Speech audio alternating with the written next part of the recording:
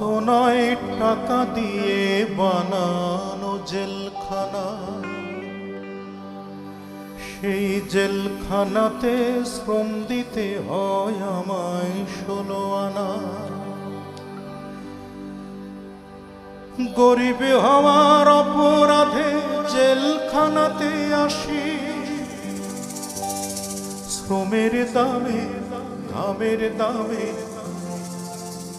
ফোটাতে যে হাসি, মায়ের মুখের হাসি, আমি জেলখানাতে আসি।